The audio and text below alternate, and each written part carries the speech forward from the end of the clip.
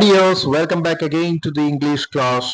Biographical sketch എങ്ങനെ എഴുതാം എന്നാണ് ഇന്നത്തെ ഇംഗ്ലീഷ് ക്ലാസ്സിൽ നമ്മൾ പഠിക്കാൻ പോകുന്നത്.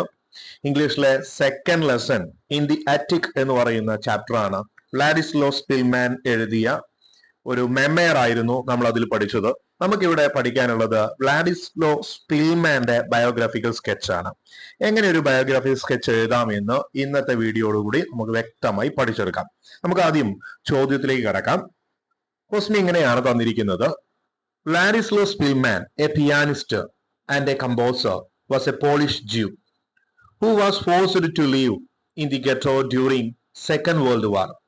Using the given details, prepare a biographical sketch of Vladislav Spilman. വ്ലാഡിസ്ലോ Spillman ഒരു പിയാനിസ്റ്റ് ആണ്, അദ്ദേഹം ഒരു കമ്പോസർ ആണ്, അദ്ദേഹം പോളിഷ് ജൂതനാണ് അല്ലെ. അദ്ദേഹം തന്റെ ജീവിതം സെക്കൻഡ് വേൾഡ് വാറിൽ വളരെ നിർണായകമായ അവസ്ഥയിൽ അദ്ദേഹം ഹൈഡ് ചെയ്ത് റൂയിൻസിന്റെ ഇടയിൽ, അവശിഷ്ടങ്ങൾക്കിടയിൽ ഒളിച്ച് താമസിക്കേണ്ടി വരികയാണ്. താഴെ തന്നിട്ടുള്ള സ്പിൽമാന്റെ ബയോഗ്രഫിക്കൽ സ്കെച്ച് തയ്യാറാക്കാനാണ് നമ്മോട് പറയുന്നത്. കുറച്ച് ഹിന്റ്സ് താഴെ തന്നിട്ടുണ്ട്.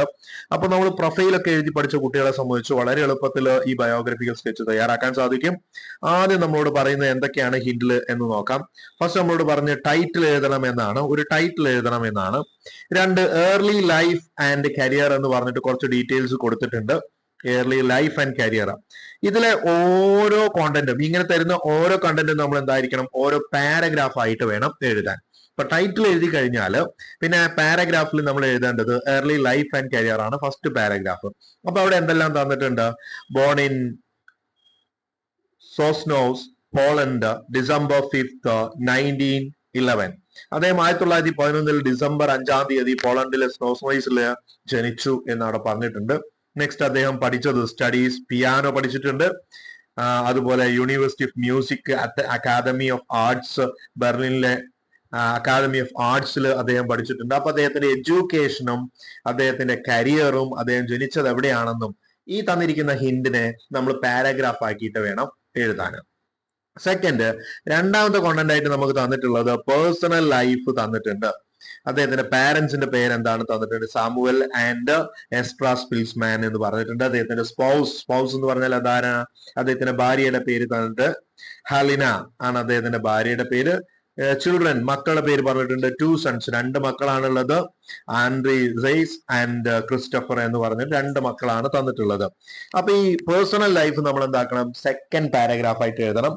പാരന്റ്സിന്റെ പേര് ഇതാണ്, ഭാര്യയുടെ പേര് ഇതാണ്, 2 മക്കളുണ്ട്, അവരുടെ പേരെന്താണ് എന്ന് പറയണം. നെക്സ്റ്റ് നമുക്ക് നൽകിയിട്ടുള്ളത് ഹോളോകോസ്റ്റ് സർവൈവൽ ആണ്. അദ്ദേഹം ഹോളോകോസ്റ്റ് സർവൈവൽ എന്ന് പറഞ്ഞാൽ എന്താ? ഹിറ്റ്ലറുടെ കൂട്ടക്കൊലയിൽ നിന്ന് അദ്ദേഹത്തിന് രക്ഷപ്പെടാൻ സാധിച്ചിട്ടുണ്ട്. അതെങ്ങനെ എന്നാണ് മൂന്നാമത്തെ പാരഗ്രാഫിട്ട് എഴുതേണ്ടത്. ഹിന്റ് തന്നത് ജർമ്മൻ ഇൻവേഷൻ പോളണ്ട് ഇൻ 1913, 1939 പോളണ്ടില് ജർമ്മൻ അധിനിവേശം സംഭവിച്ചു. Last live broadcast Polish radio, അദ്ദേഹമാണ് അവസാനമായി പോളിഷ് റേഡിയോയിൽ ലൈവ് ടെലികാസ്റ്റ് നടത്തിയത്. പിന്നെ അദ്ദേഹം കൺഫൈൻഡ്, ഒളിച്ച് താമസിക്കേണ്ടി വന്നു വാർസോയിലെ ഒരു ചേരിയില്. 2 years ഓഫ് ഹൈഡിങ്, ഡെസലേറ്റ്, ഒറ്റപ്പെട്ട് അദ്ദേഹം എന്ത് ചെയ്തു? അങ്ങനെ ഹൈഡ് ചെയ്ത് താമസിച്ചു. അവസാനം ഒരു ജർമ്മൻ ഓഫീസർ അദ്ദേഹത്തെ എക്സ്റ്റെൻഡഡ് ഹെൽപ്പ്, അദ്ദേഹം സഹായഹസ്തം നൽകി എന്ന് സഹായിച്ചു. ഇത് നമ്മുടെ അടുത്ത പാരഗ്രാഫ് ആയിട്ട് വേണം എഴുതാൻ. ഇതെല്ലാം കൂട്ടിയിട്ട് പാരഗ്രാഫ് ആക്കി മാറ്റാം. ഇനി പോസ്റ്റ് വാർ ലൈഫ് ആണ് അടുത്ത കോണ്ടന്റ് തന്ന് അടുത്ത പാരഗ്രാഫ് ആക്കി മാറ്റേണ്ടത്. അദ്ദേഹത്തിന്റെ കരിയർ വീണ്ടും 1963 അയാൾ സ്റ്റാർട്ട് ചെയ്തു. പോളിഷ് റേഡിയോയിൽ വർക്ക് ചെയ്തു. പിയാനിസ്റ്റ് ആയിട്ട് അദ്ദേഹം സ്റ്റാർട്ട് ചെയ്തു. Chamber musician, memoir, death of A city, ഇത് അദ്ദേഹത്തിന്റെ പുസ്തകത്തിന്റെ പേരാണ്.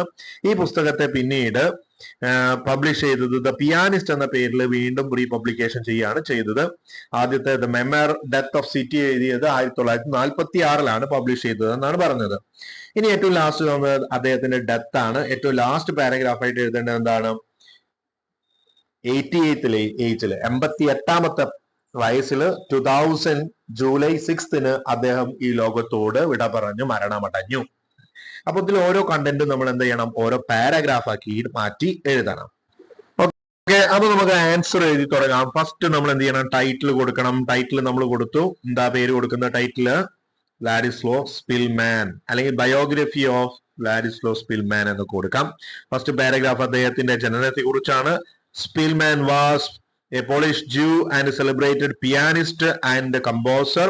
He was forced to live in the Warsaw Ghetto during the Second World War. First paragraph.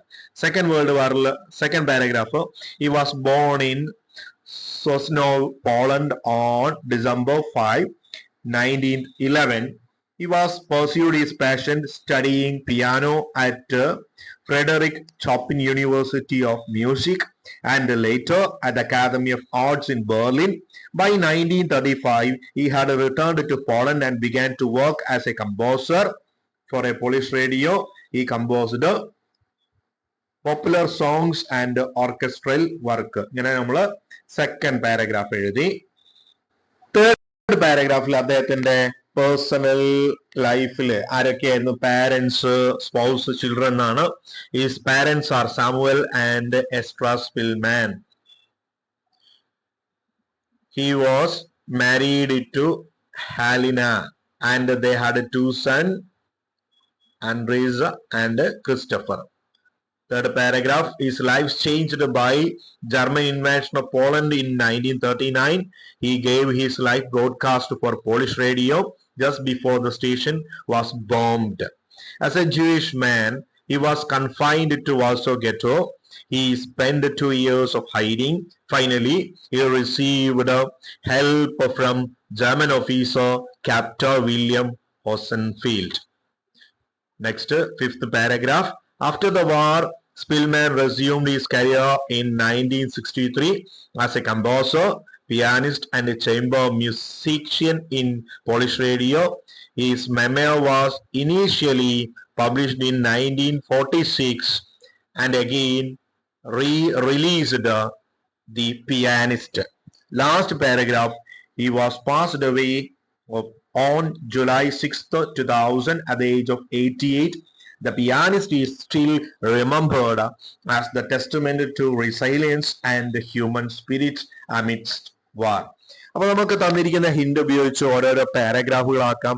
അതിലേക്ക് കൂടുതലായിട്ട് നിങ്ങൾക്ക് അറിയുന്ന എന്തെങ്കിലും ആഡ് ചെയ്യാൻ കഴിയുമെങ്കിൽ കൂട്ടിച്ചേർത്ത് എഴുതാൻ പറ്റുമെങ്കിലും സുഖമായിട്ട് നിങ്ങൾക്ക് അതിലേക്ക് കൂട്ടിച്ചേർത്ത് എഴുതാം. ഇത്രയേ ഉള്ളൂ ബയോഗ്രഫി തയ്യാറാക്കുക എന്ന് പറയുന്നത്. അപ്പൊ ഈ വീഡിയോ ഇഷ്ടപ്പെട്ടാൽ നിങ്ങൾ ലൈക്ക് ചെയ്യാനും നമ്മുടെ ചാനൽ ഇതുവരെ സബ്സ്ക്രൈബ് ചെയ്യാത്ത കൂട്ടുകാരാണെങ്കിൽ സബ്സ്ക്രൈബ് ചെയ്യാനും മറക്കരുത്.